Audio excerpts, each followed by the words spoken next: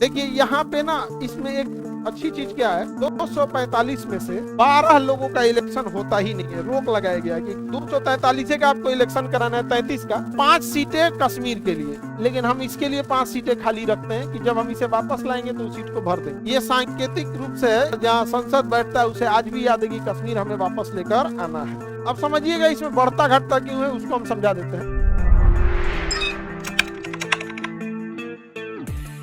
तो अब हम लोग देखते हैं लोकसभा और राज्यसभा में अंतर। लोकसभा की चर्चा 81, राज्यसभा की चर्चा 80। राज्यसभा में कितने सदस्य? 245 और इसमें 545। अब समझिएगा इसमें बढ़ता घटता क्यों है, उसको हम समझा देते हैं। 2 सीटें एंग्लो इंडियन के लिए, 2 सीटें एंग्लो इंडियन और 5 सीटें कश्मीर के लिए। हमारा कश्मीर का ये एरिया कब्जा कर लिया किसने? पाकिस्तान। तो हमारे पास लोकसभा में 550 सीटें होनी चाहिए। कितनी होनी चाहिए?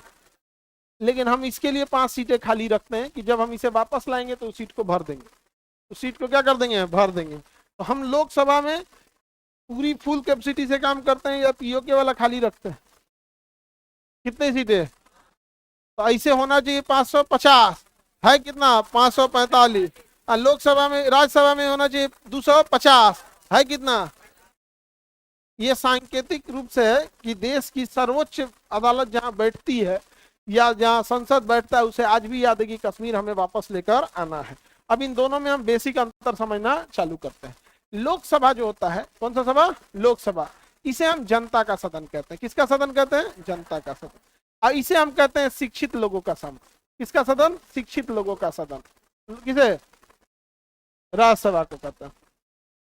ये जनता का सदन है और इसमें डायरेक्ट जनता वोट देती है, तो इसे हम लोग कहते हैं लोकप्रिय सदन या प्रत्यक्ष सदन। कौन सा सदन? प्रत्यक्ष सदन। इसमें जनता डायरेक्ट वोट देती है और इसमें डायरेक्ट नहीं देती, इसलिए इसे अप्रत्यक्ष सदन। कौन सा सदन? अप्रत्यक्ष सदन। अप्रत्यक्ष सदन बोलते हैं। किसी को दिक्कत? और उसे प्रत्यक्ष सदन के नाम से जाना जाता है। इसके ये जो सदन है, मंत्री इसी में बैठते हैं। मंत्री जब भी बैठेगा कहाँ बैठेगा? लोकसभा में बैठेगा। मंत्री राज्यसभा में नहीं बैठेगा, भले वो राज्यसभा का है। तो क्या हुआ? एस जयशंकर साहब मंत्री हैं, सदस्य राज्यसभा के हैं, लेकिन बैठेंगे कहाँ? लोकसभा। ऐसा क्यों? हम पहले ही बताए हैं कि मंत्री लोकसभा के प्रति उत्तरदायी होता है। उसे बैठना होगा तो लोकसभा में ही बैठना होगा, लेकिन वो राज्यसभा में तभी जाएगा जब राज्यसभा में उसे बुलाया जाए या राज्यसभा में वोटिंग चले। जैसे मान के चलिए जयशंकर साहब हैं, ठीक है, और यूसीसी कानून आया या यूजीसी कानून आया संसद में और वोटिंग होने लगी, तो जयशंकर साहब बैठे कहाँ रहेंगे? राज्यसभा, लोकसभा में। भाषण कहाँ देंगे? लेकिन जब भाषण खत्म होगा, वोटिंग का टाइम होगा, तो उठ के कहाँ चल जाएंगे? राज्यसभा, वहां जाके वोटिंग करेंगे। यानी मंत्री किसी भी सदन, मंत्री बैठेगा लोकसभा में, चाहे वो लोकसभा का हो या राज्यसभा का हो। प्रधानमंत्री मनमोहन सिंह 10 सालों तक लोकसभा में बैठे रहे, लेकिन सदस्य किसके थे? राज्यसभा। जब वोटिंग होता था तो जाते थे, या कोई विधेयक को समझाना हुआ तब जाते थे, और फिर जाके कहाँ बैठ जाते थे? लोकसभा। तो मंत्री किधर बैठेगा? लोकसभा। मंत्री किधर बैठेगा? इसी वजह से इसे हम कहते हैं प्रथम सदन। कौन सा सदन? प्रथम सदन। कौन सा सदन? प्रथम सदन कहेंगे। प्रथम सदन कहेंगे। क्यों प्रथम सदन कहेंगे? क्योंकि मंत्री बैठता है। और इसे हम क्या कहेंगे? द्वितीय सदन। कौन सा सदन? द्वितीय सदन। द्वितीय सदन क्यों कहेंगे? मंत्री बैठ ही नहीं रहा है। मंत्री बैठ ही नहीं रहा है। समझ में आ गया कि नहीं आ गया? मंत्री नहीं बैठ रहा है। अब इसमें एक अच्छी और खराब चीज समझिएगा।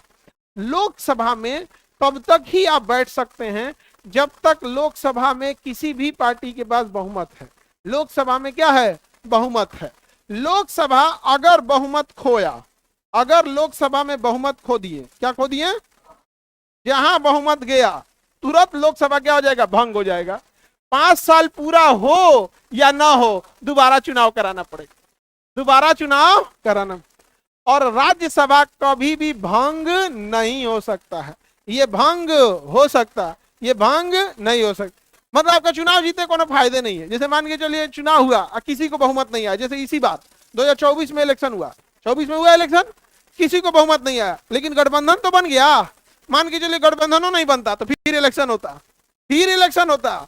लोकसभा का यही सबसे बड़ा खराबी है कि लोकसभा बहुमत के आधार पर चलता है, इलेक्शन के आधार पर नहीं। अगर गठबंधन टूटा तो दोबारा इलेक्शन हो जाता है, सरकार गिर जाती है। इसी वजह से इसे हम लोग निम्न कैटेगरी का संसद कहते हैं, लोअर हाउस कहते हैं। क्या कहते हैं? कौन सा हाउस? Lower house. ये भंग ही नहीं होता, इसे क्या कहते हैं? उच्च सदन, यानी अपर हाउस। कौन सा हाउस? Upper house. तो बताइए, संसद का उच्च सदन राज्यसभा। क्यों उच्च सदन है? भंग नहीं होता। इसे निम्न सदन लोकसभा को क्यों कहते हैं? भंग हो जाता है। क्या हो जाता है? भंग हो जाता है। समझा क्या? कब भंग होगा? बहुमत खत्म होगी। तो अब बहुमत कब खत्म होती है? या तो स्पष्ट बहुमत ना मिले और गठबंधन टूट जाए, बहुमत खत्म। बहुमत खत्म हो जाएगा, बहुमत। किसी को कोई दिक्कत? आगे बढ़ जाए, देखते हैं हम लोग। निम्न सदन है और ये उच्च सदन है। निम्न सदन और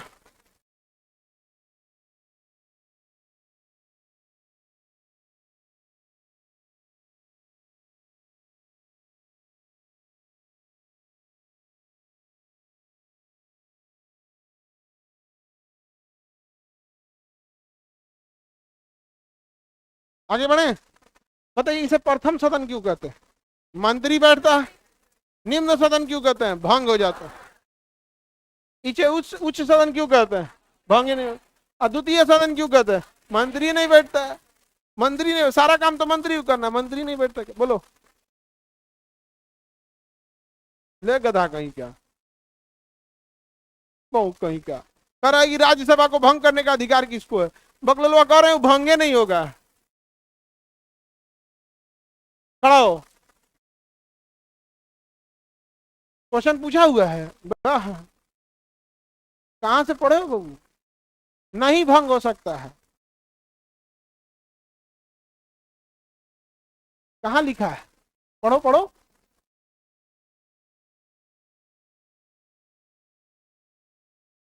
उपयोग में कोई नहीं। हो गया।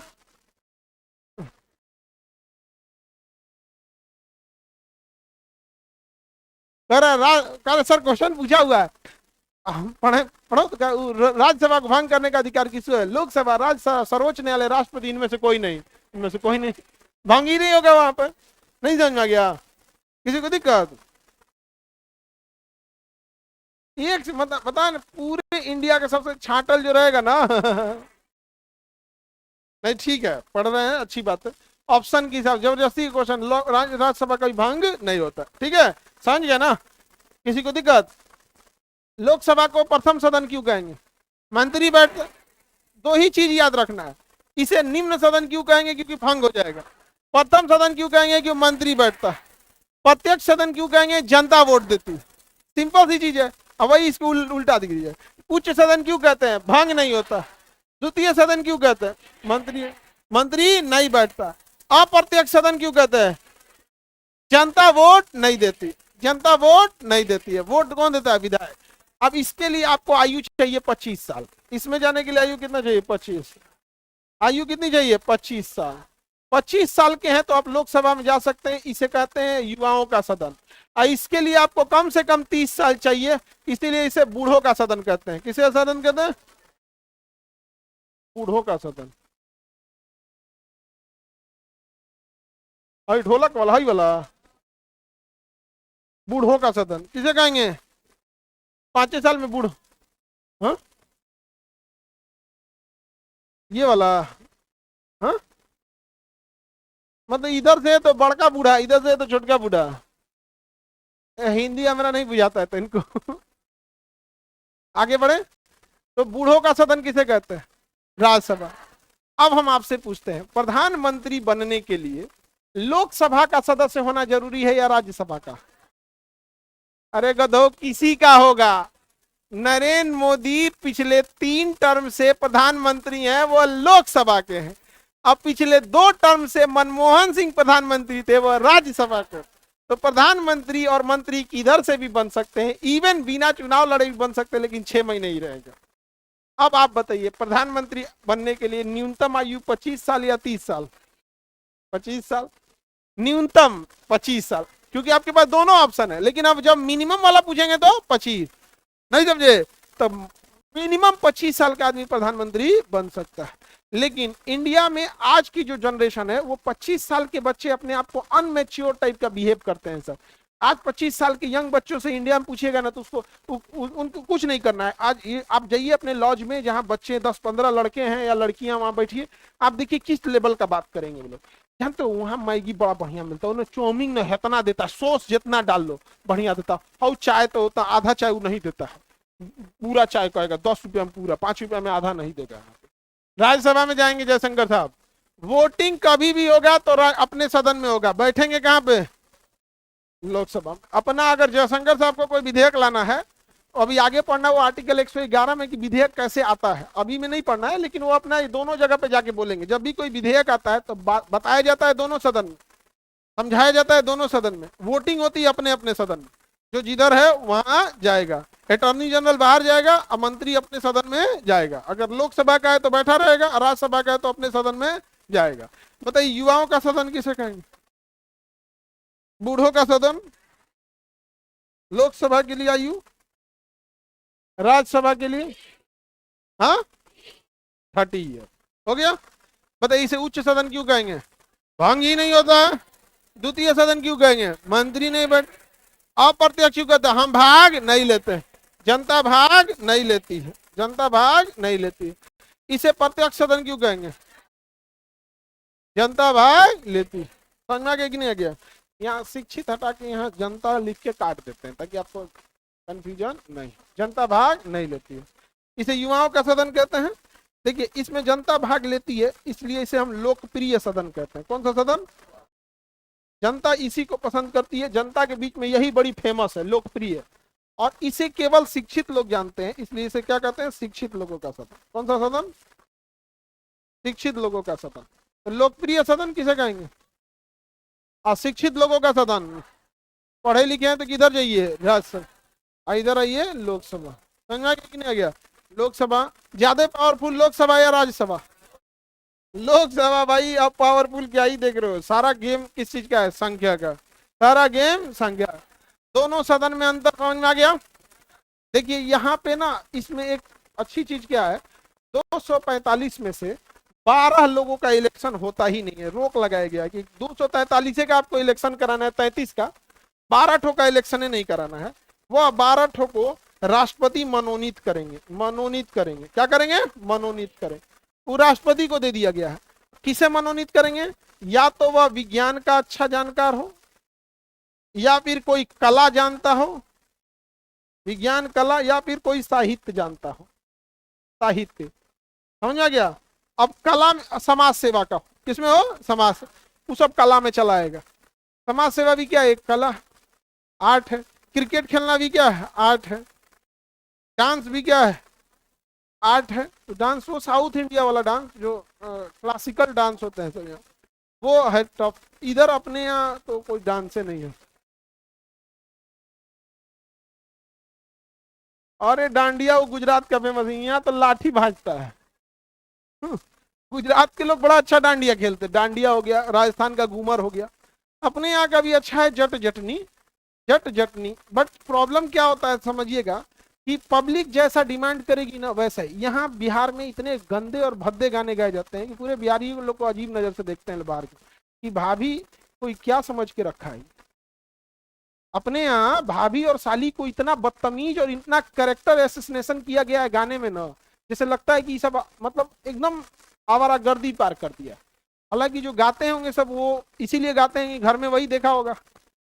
हमारे यहाँ तो वो भाभी का कल्चर था कि जब लक्ष्मण जी और सीता जी को देखा गया तो जब कान का बाली दिखाया गया लक्ष्मण जी को, तो उन्होंने कहा कि हमें पता नहीं है।